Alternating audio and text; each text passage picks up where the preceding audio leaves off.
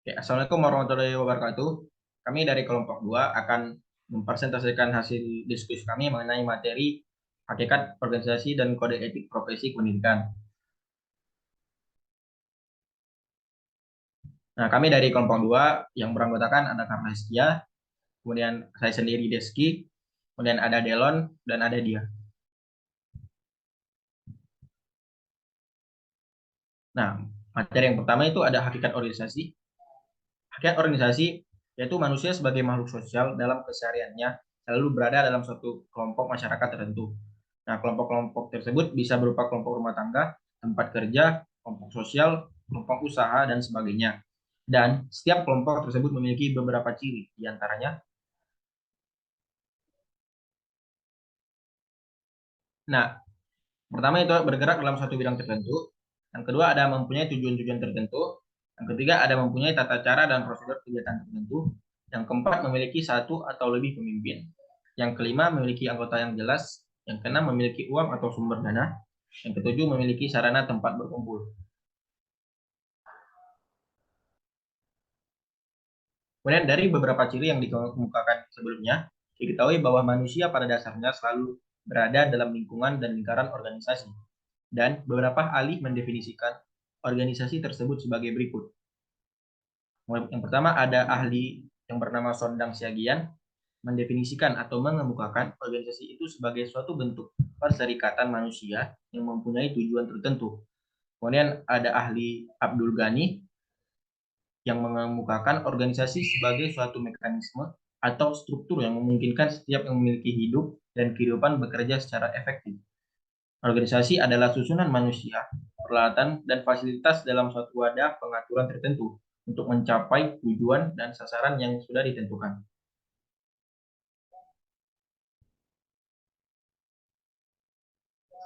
Nah, kemudian menurut McFarland, organisasi merupakan an organization is an identifiable group of people contributing their effort towards the attainment of goals. Yang mana artinya sebuah organisasi adalah suatu kelompok manusia yang dapat dikenal yang menyumbangkan usahanya terhadap tercapainya suatu tujuan. Kemudian menurut Dimok, organisasi adalah organization is the systematic bringing together of independently part to form a unified whole into which authority, coordination, and control may be exercised to achieve a given purpose. Yang artinya organisasi adalah perpaduan secara sistematis dari beberapa bagian-bagian yang saling ketergantungan atau berkaitan untuk membentuk suatu kesatuan yang bulat melalui kewenangan, koordinasi, dan pengawasan dalam usaha yang telah ditentukan. Nah, kemudian akan dilanjutkan oleh Carlo. Persilakan. Dilihat dari sifat dan aplikasi organisasi dalam kehidupan sehari-hari, bisa kita terjemahkan pengertian organisasi tersebut ke dalam dua kelompok.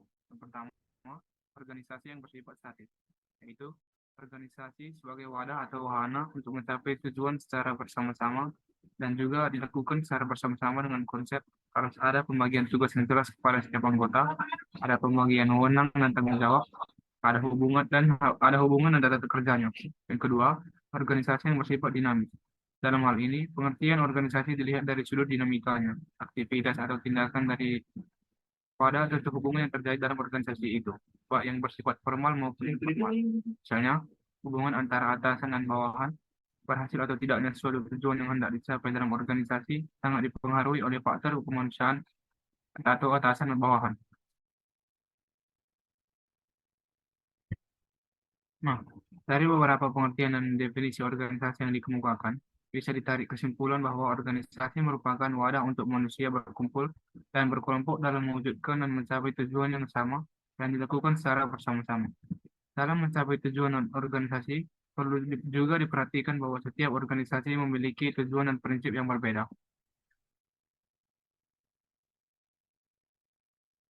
Nah, untuk materi selanjutnya akan dilanjutkan oleh Delon.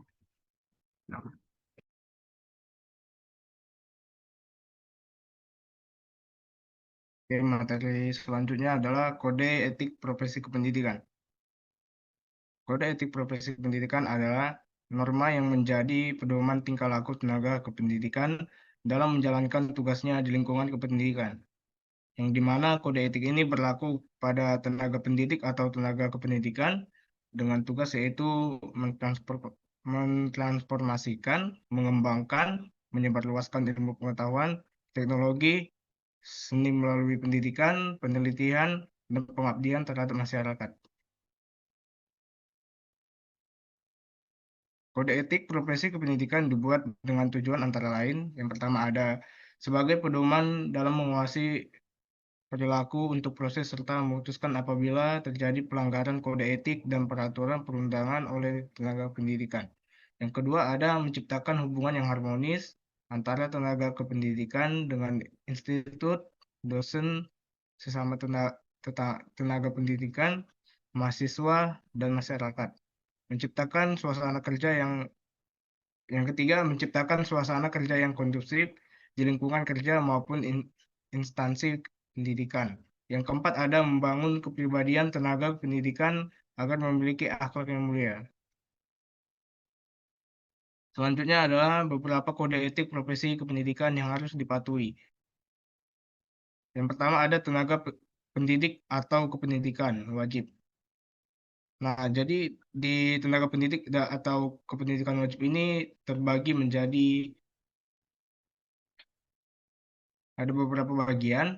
Yang pertama ada beriman dan bertakwa kepada Tuhan Yang Maha Esa, menjunjung tinggi hukum berdasarkan Pancasila, Undang-Undang Dasar 1945. Yang kedua ada menjunjung tinggi nilai kebenaran, kejujuran, kemanusiaan, dan keadilan. Yang ketiga ada menjaga kehormatan diri dengan berkata dan bertindak, tidak melanggar norma susila, kesopanan, dan kepatutan dalam masyarakat dan dalam berorganisasi. Yang keempat ada melaksanakan tugas dengan penuh tanggung jawab sesuai dengan rincian pekerjaan atau job description yang diembannya. Yang kelima ada membina hubungan yang harmonis dalam melaksanakan tugas dengan memperlakukan sesama tetangga pendidikan secara adil, tidak diskriminatif sesuai hak dan kewajibannya masing-masing. Yang keenam ada saling menghormati dan menghargai sesama tenaga kependidikan dengan prinsip asa-asi dan asuh. Yang ketujuh ada bersikap adil dan tidak diskriminatif kepada semua peserta didik. Yang kedelapan ada membina hubungan sesuai dengan norma kesusilaan yang baik dan norma kepatutan dengan mahasiswa. Yang kedua ada bagian pelanggaran tenaga pendidik atau tenaga kependidikan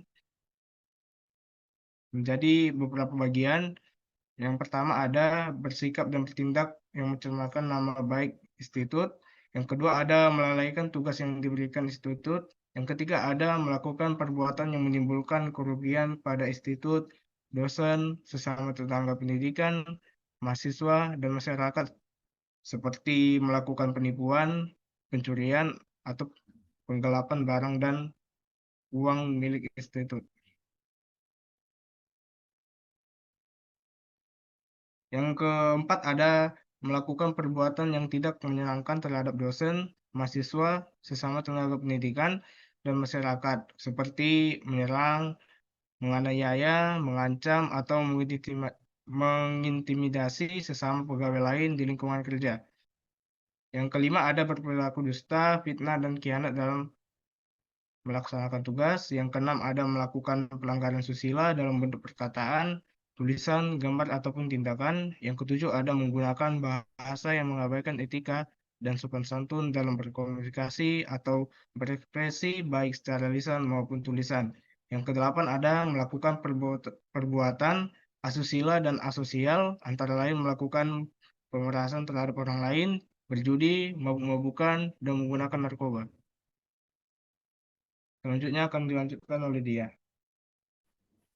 Baik, selanjutnya ada sanksi yang dikenakan kepada tenaga kependidikan yang melanggar kode etik dapat berupa yang pertama itu teguran lisan, yang kedua teguran tertulis, yang ketiga peringatan keras, dan yang keempat penundaan kenaikan pangkat. Jika tenaga kependidikan yang perlu diberi sanksi melakukan pengulangan pelanggaran kode etik, maka Dewan Etik dapat merekomendasikan atau mengusulkan kepada rektor atau kepala satuan pendidik.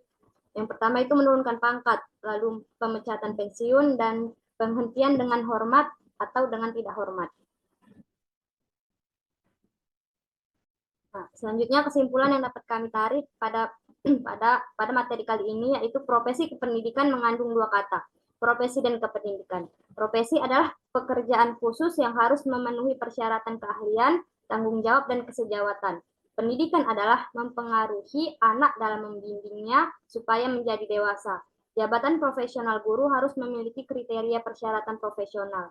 Untuk memenuhi kriteria tersebut, guru harus memenuhinya sepanjang karir yang dijalaninya. Kode etik adalah pedoman sikap, tingkah laku, dan perbuatan di dalam dan di luar kedinasan. Tujuan kode etik itu sendiri adalah untuk menunjang tinggi martabat profesi, menjaga dan memelihara kesejahteraan para anggota, meningkatkan pengabdian para anggota profesi, meningkatkan mutu profesi. Terima kasih, saya kembalikan kepada moderator. Oke, baik, mungkin cukup sekian hasil persentase yang kami diskusikan mengenai materi hakikat organisasi dan mengenai materi hakikat organisasi dan kode etik profesi kependidikan. Kurang dan lebihnya kami mohon maaf. Assalamualaikum warahmatullahi wabarakatuh.